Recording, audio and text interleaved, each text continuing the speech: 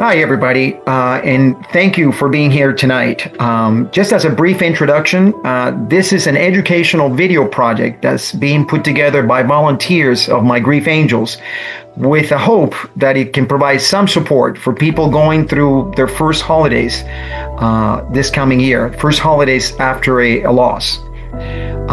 We are not mental health professionals. Everyone here is really on a grief journey, and that's really what gives us the commonality among each other. We are all on grief journeys, and again, the hope is that by sharing our own individual journeys, maybe some folks can gain something from our own experience during that. Okay, what we're going to do first is we'll do introductions, and then this group tonight is being facilitated by LaTanya, and then we'll pass it over to LaTanya from there on. Okay, so with that, let me start with the introductions. Regina, I'll start with you. Hi, everyone. My name is Regina. I'm grieving the loss of my mother, Rochelle Wright, and I live in Maryland. Welcome, Regina. Angelique? Hi, everyone. My name is Angelique. I'm coming from the San Diego area. I'm grieving the loss of my mom in 2018, my partner very unexpectedly in 2023, and my father 10 months later in 2024. Angelique, welcome. Good to see you. And Sharon? Hi, I'm Sharon. I'm in Fort Lauderdale, and I'm grieving the loss of my husband, Ted, May in 2024. Sharon, welcome. Glad you're here. Terry? Hi, I'm Terry. I'm from North Carolina.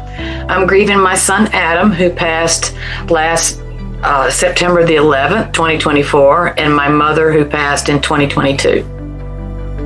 Great to see you, Terry. Welcome. And Maria? Hi, I'm Maria from Cleveland, Ohio, and I'm grieving the loss of my husband, William, who passed in August of 2022. Maria, welcome. And Kathy? I'm Kathy. I'm grieving the loss of my husband, who died in December of 2023, and his father, who died in June of 2024. And I live in Maryland. Good to see you, Kathy. And with that, LaTanya, let me pass it over to you. Thank you, Augusto. My name is LaTanya. I'm from Maryland, and I'm grieving the loss of my only son, Zaire.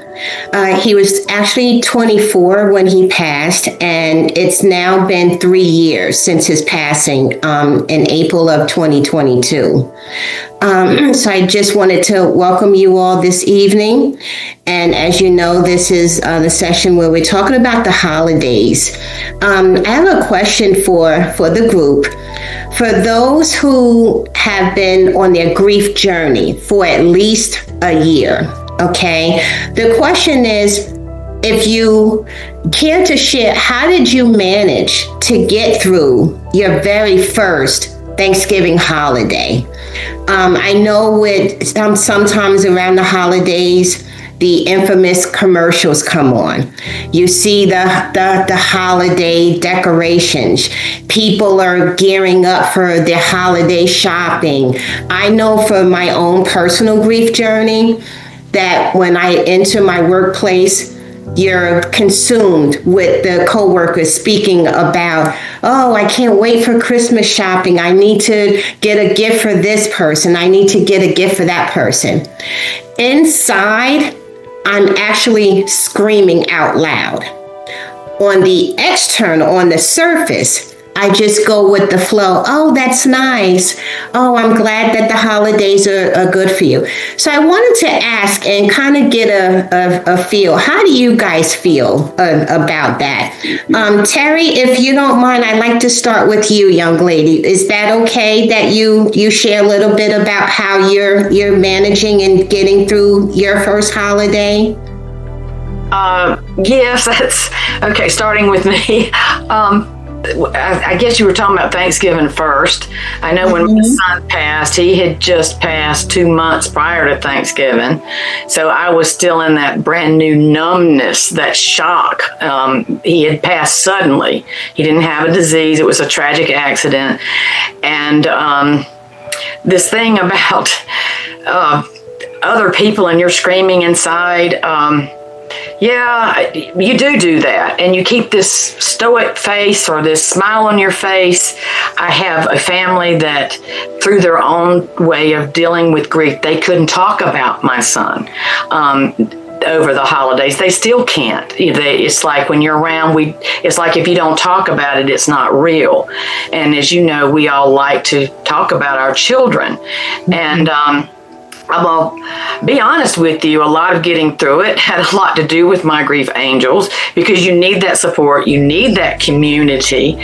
So it was really a lifesaver for me. But as far as on the home front, I just found that initially, if I'm going to be frank, I showed up. That was important, not to keep myself at home alone in the grief. I needed there again to be with people. I knew not to really mention his name, but I found myself sitting on a stool, like in the kitchen, and I was looking around at all the family members that were there, and I was very much aware, and I knew that other family members were aware that he was not there. But the minute the melancholy started to seep in, I just chose, and I'm not saying it's easy to do, it's not. I'm surprised I was even able to do it that day, but I averted my mind to something else, just focusing on who was there, talking to them, and not allowing myself to think of him anymore. I had given him a space and time for that day, acknowledged him, missed him, and said, okay, I'm not going to think about him for the rest of the duration that we're together as family.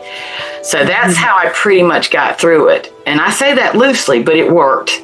But it takes a lot of practice, and I'm still practicing.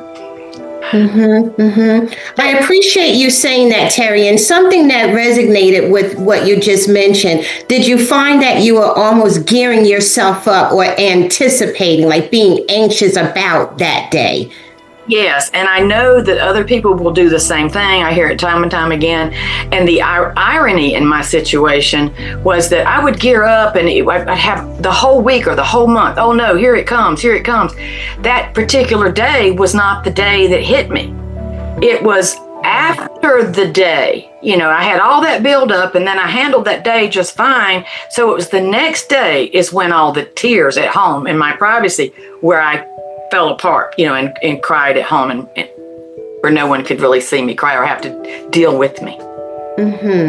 Well, thank you so much for sharing that, Terry. I too can relate to that, because throughout my own personal journey, not only is Christmas a little sensitive to me, because my son's birthday is actually 2 weeks before Christmas. So it's kind of like a double whammy. And I found that the very first holiday, I too became anxious.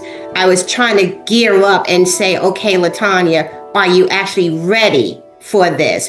But no matter what thoughts are in your head, no matter how you try to prepare to get through that time, it just has to play itself out. Right? How many of you guys agree with that so far? By show of hands, right?